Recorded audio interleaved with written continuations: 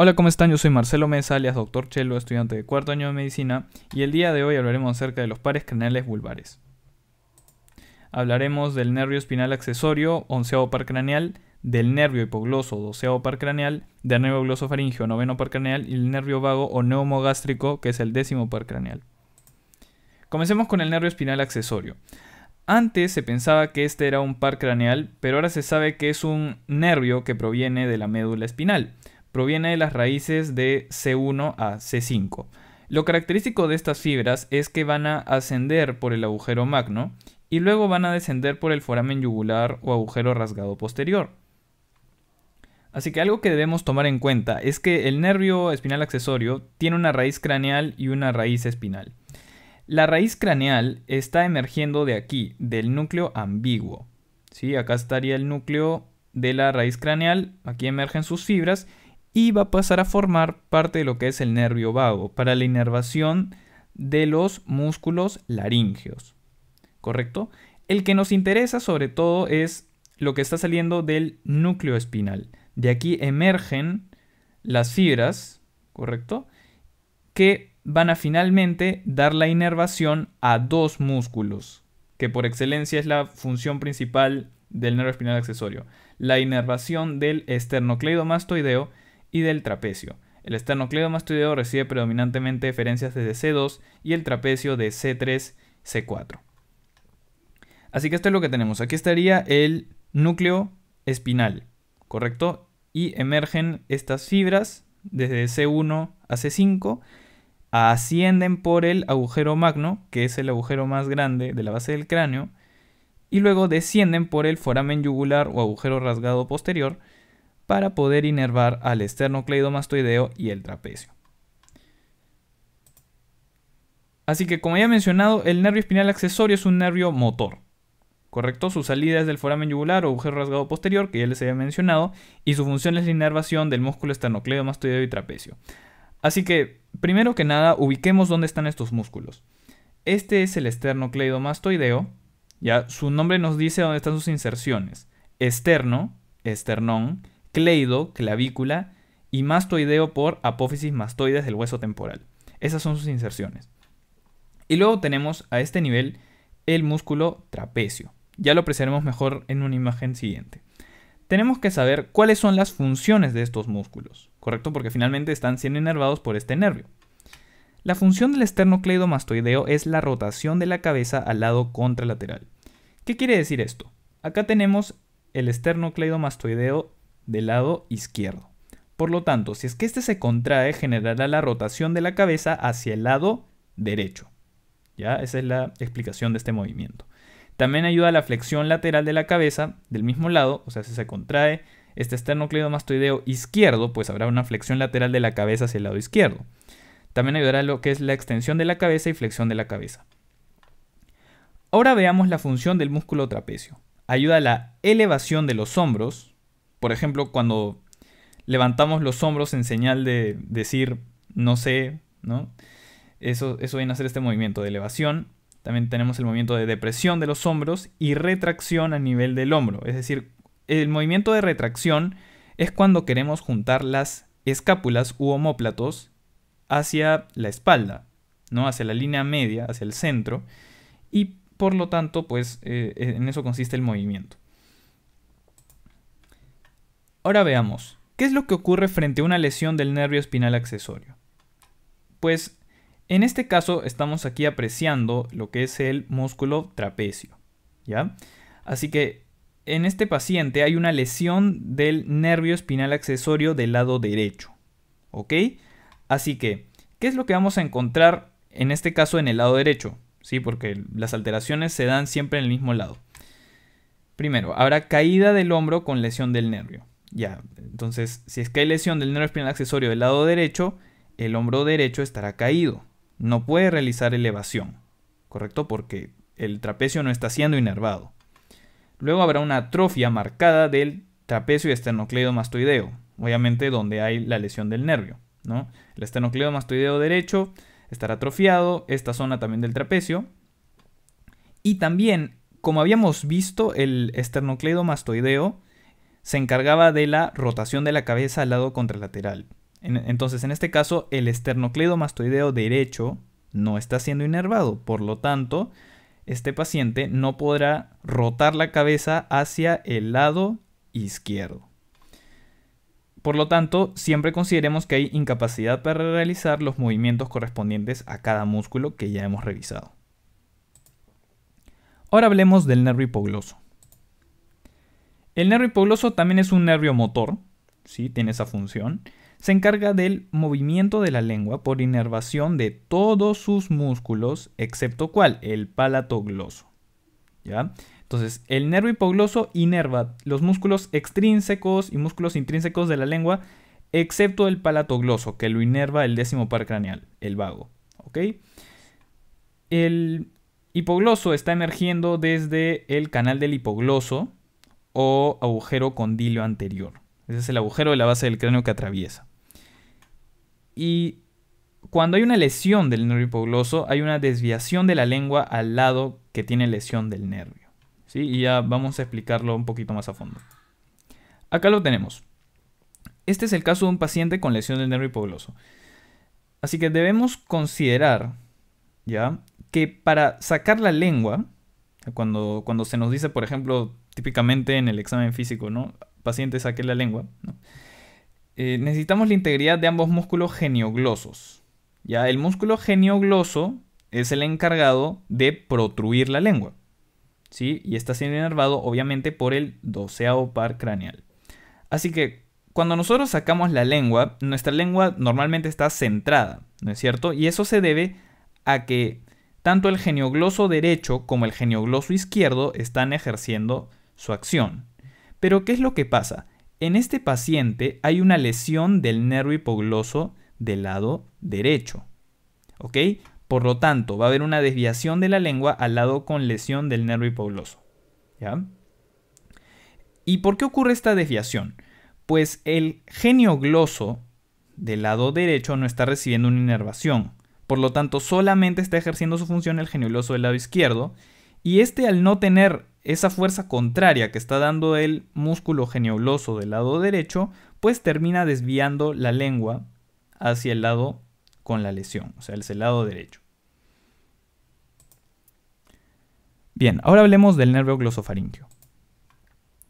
El nervio glosofaríngeo es el 9º par craneal. El foramen que atraviesa es el foramen yugular o rasgado posterior, igualmente. ¿Qué funciones tiene?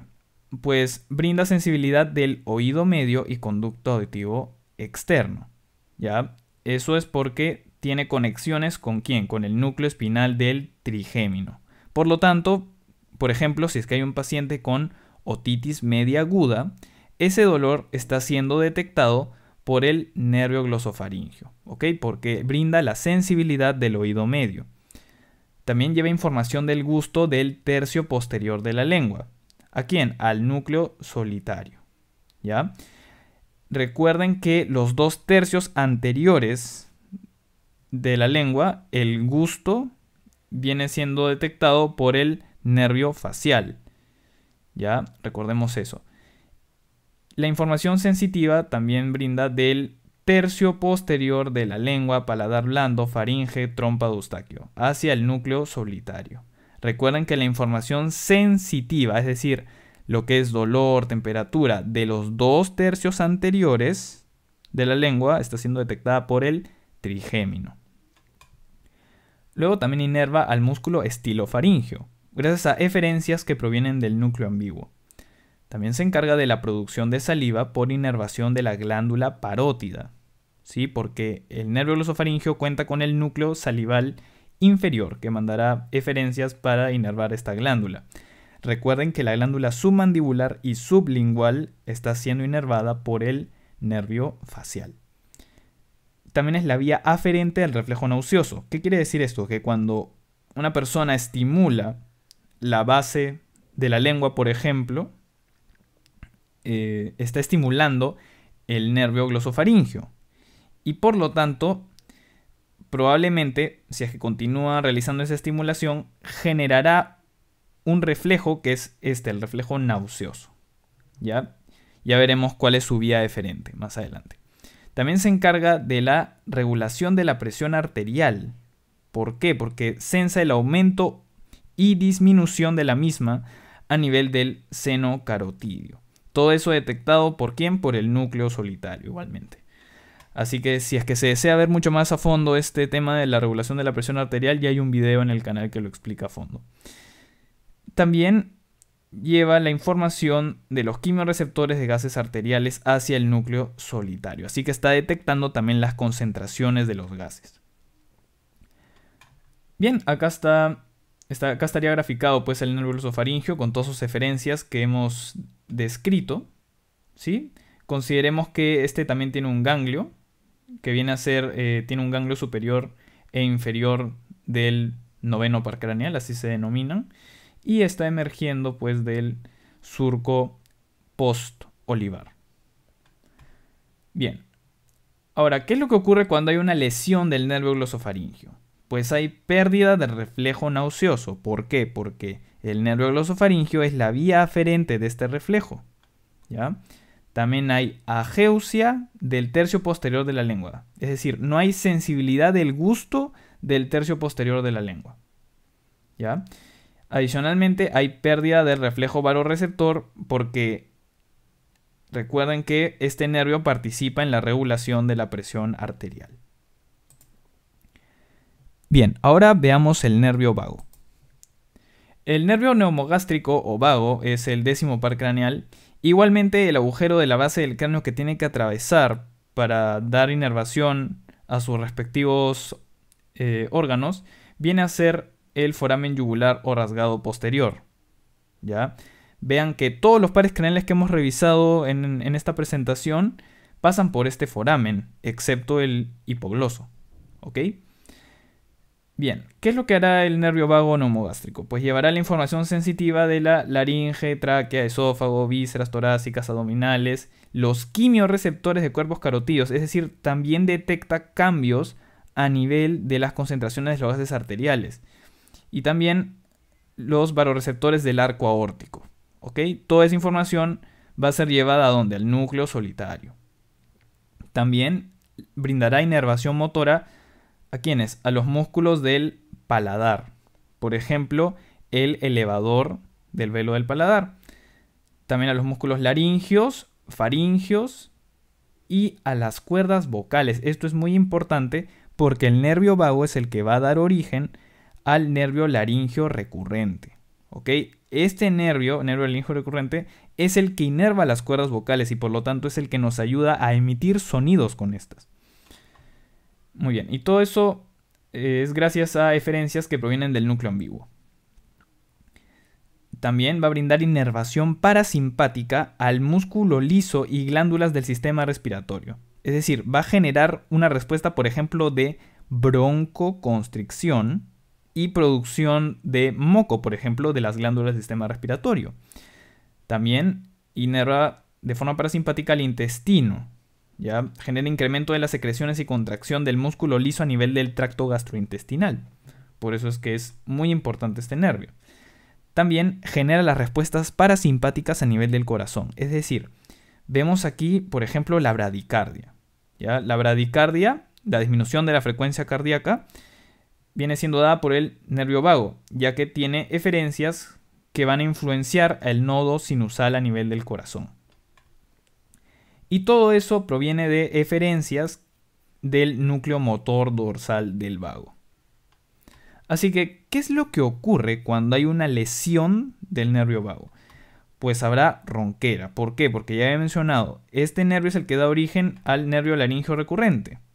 Y este es el que inerva las cuerdas vocales. Por lo tanto, los pacientes pueden acudir con ronquera, ¿sí?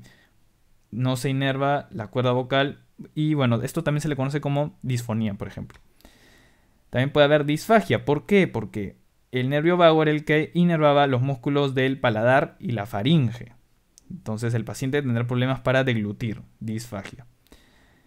También habrá caída del paladar blando y desviación de la úvula al lado afectado, ¿ya? Y esto se debe a que hay una denervación del músculo elevador de velo del paladar, ya que ya veremos más adelante en una imagen cómo así esto se da. Y habrá una pérdida del reflejo nauseoso. Ojo, mucho ojo con esto. ¿Por qué? Porque habíamos visto que la vía aferente del reflejo nauseoso es el noveno par craneal. En este caso, estamos viendo que el nervio vago es la vía eferente del reflejo nauseoso. ¿Ok? Así que, importante, ahí estamos viendo el reflejo nauseoso.